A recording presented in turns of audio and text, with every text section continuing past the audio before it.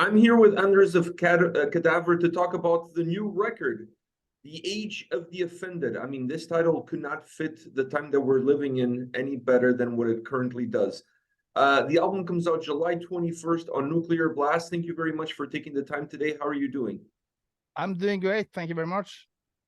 So let's start off with the title, The Age of the Offended. Is that how you feel about the times that we're currently living?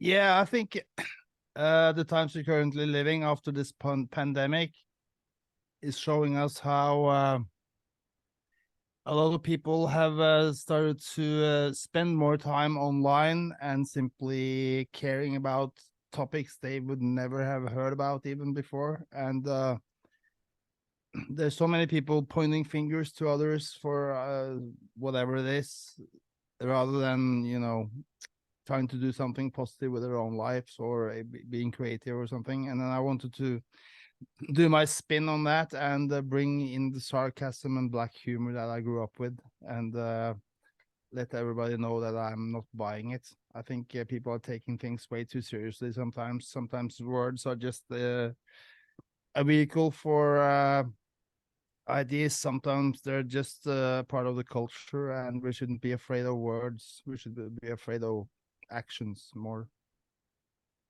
I couldn't agree with you more. So let me ask you this. As somebody who's been around extreme metal, extreme music for a long time, I always felt like metal in general always had a role, maybe not of offending people, but of pushing people into a place maybe that some would feel uncomfortable. So how do you blend that side of extreme music with this world we're currently sitting on? Do you see a conflict between the two? No, I think like you say, metal when I grew up was supposed to be offensive. The offensive part was what attracted us all to this music and the artists, and the fact that they were able to piss people off was a big part of why we would get into it, and it distinguished people in a way that made us feel like at home with our weird ideas and nerdy approach to life, as opposed to everybody who was totally shallow and didn't really dig deep into either music or the art or whatever. And it's a required taste. And you can say there's some people who have seen the elitism in this, but I'm thinking most metal people from my generation, and probably new metal people now, they all are part of uh, a culture where we didn't really belong in the mainstream somehow. So we all felt an eager notion that something else was out there, and we found this music and everything within it to be a very great outlet for our inner lives and our view of the world. And I don't think that's even the same thing for you or me or anyone else. I think we all have found our way individually into something where it belongs to us, but it means different things for different people. Now, turning the page and looking more at how this album came together, when you're putting the track listing for the record, is there something specifically that you want that track listing to give the listener when they're going from the first all the way to the last song? Yeah, I mean, I come from the album era and album culture, and I think any great album should capture you immediately and take you to a different place and keep you in that special, strange place as long as you listen to this music. And within that framework, I wanted to use all the tools in the toolbox that I have sort of, been developing throughout the years. And I'm always looking for sounds and feelings and how to do things interesting for me and the others in the band first and foremost, and we make it to the point where we are really happy about it, and then it's up to everybody else to either get into it or don't understand it or whatever it is, but it's first and foremost for our own pleasure. When you're putting the design together, the record starts off with an intro track. Did you ever thought about maybe duplicating that down the road, adding an interlude so you have more of a sense of a side A versus a side B? Well, I think that's in there because the song that opens the side B, well, I have the vinyl here actually. So side B is The Drowning Man, which is a song that has a very different kind of atmosphere, and specifically in the beginning of the song being super slow and heavy, and instead of aggressive and fast. So I think we kind of managed to, do that transition with that song. Would you say that this is perhaps a little bit more of a guitar-centric record than some of the previous ones? And not to say that the previous albums didn't give a lot of love to the guitar sound, but I felt like this album had a little bit more depth as far as the guitars are concerned. Yeah, that's among other things, most importantly, Ronnie Litaker's involvement. He's probably one of I mean, he is definitely the most interesting guitarist in Norway, but I think in the metal world, he has a huge star within a lot of different directions just for his guitar virtuos way of playing, but also very emotional way of playing. He is a legend in himself, and for me to be able to work with him and have him on board and on the album is just amazing. And to tell you a little bit about how big a guy he is in the guitar world, when his band TNT played the same night as Pantera in Oslo on a huge festival, between two songs, Zakk Wylde came out and was his guitar tech. Wow. So he's that kind of guy, which is weird in this context, but he just opened up a Pandora's box. I wanted something different this time, and he certainly did everything right there. Did that impact the having him on board? Did that impact the creative process on one end and the recording process on the other? No, I mean, he came in when everything else was pretty much done. So what he did was just to color our painting, so to speak, in a very unique way. So I didn't give him any instructions. He just were allowed to feel whatever he felt, and that out of that came some super interesting layering and sounds. So I mean, when you hear this album for the 100th time, you will hear new things. It's one of those records you can listen to back and forth tons of times before you even recognize the same song. Somehow, it's just like strange. The guitar sound was not the only thing that I felt like that maybe not changed, but that it had a direct impact. The other thing was the bass. I really enjoyed the bass sound on this record. Did you take also a different approach on that end? Well, we added some double bass stuff to this. So the old bass player Eilert Solstad came in late as well, so he was playing all the double bass stuff. All the other electric bass stuff I have played actually on this one as well. So it's a collaboration there, but I've learned a lot as a musician since the beginning, and I like to play bass in a very melodic way as well as rhythmically. So I guess I have a lot of different influences going into that, but it's just a matter of figuring out how that can work to make whenever something comes back on the guitar, the bass is doing something different under it or something like that all the time. So it's kind of mix between composing and figuring out things on the fly that works. And it's just we wanted to make everything feel really alive. So that adds to it. A lot of bass players in extreme metal just follow the riffs, but I'm doing different things, more like in the traditional, like Black Sabbath, that traditional, the bass just doing something completely different than the guitar all the time. So that's where we come from, so it's kind of natural.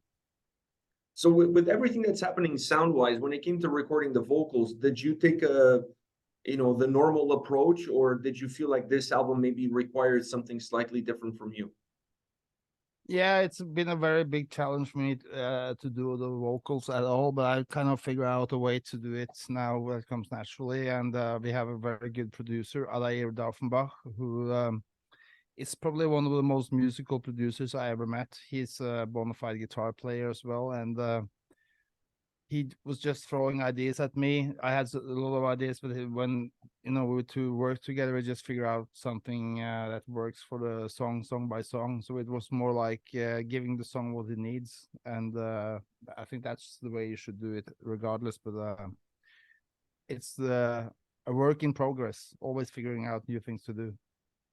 When it comes to the lyrics on a record like this that has that kind of a title, that has that kind of a theme, do the lyrics for the songs come to you as you're writing the songs, or do you have a little bit of a black book where you write some ideas as you're working towards a new record? Well, I actually do something which I thought not many others do. But I'm reading right now this autobiography from Geezer Butler from Black Sabbath. He was a lyricist for Black Sabbath.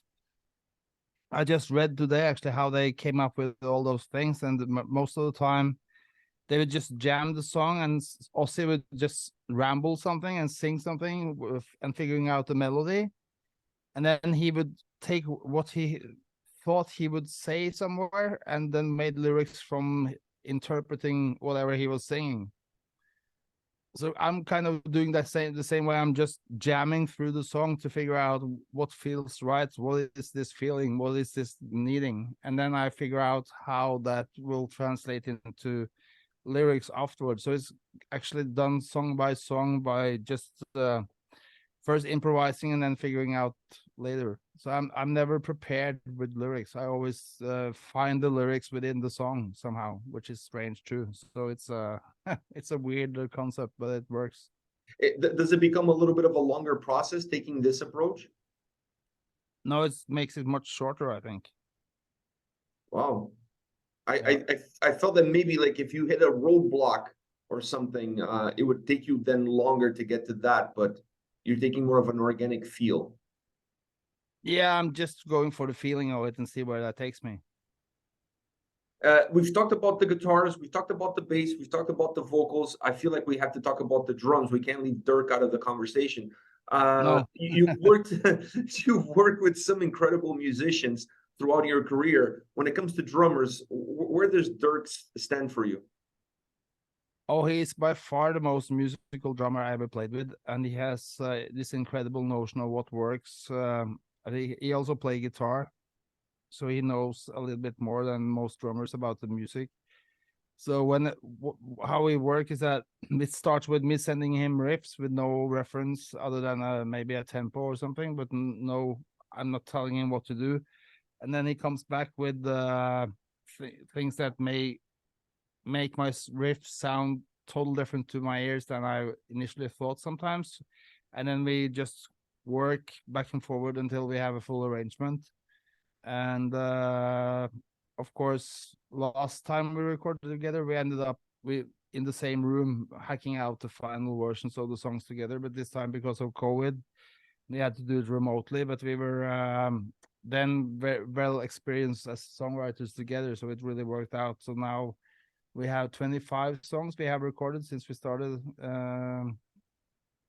this process. So hopefully next time we'll come together maybe in my studio here in Norway and hack out whatever is the next album. But that's another story. But he's a phenomenal musician, and he's in it for the long haul as well. I mean, our careers are connected, and as long as he's playing, of course, drums in one of the biggest metal bands in the world, we need to have a replacement to jump in to do live things, and we already have that in place. Bjørn Rønnow, which is a phenomenal drummer from Norway, but for the long haul, as I said, and for the recordings, he's 100% a member of Cadaver.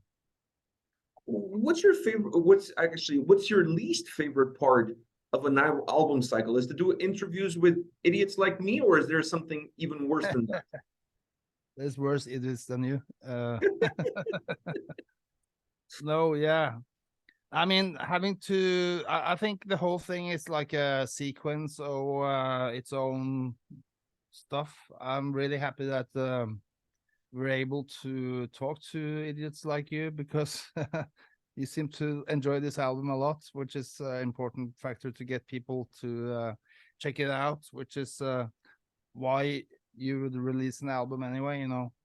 I'm not trying to please anyone, but I'm really pleased to see that a lot of fellow idiots like this stuff, and that's rewarding in itself, you know, because right now it's literally 2 years since I sent the first demo of Deadly Metal to Ronnie Takerer before recording it, and actually it is today or tomorrow, I think was the day, exact day, the 15th of July 2021.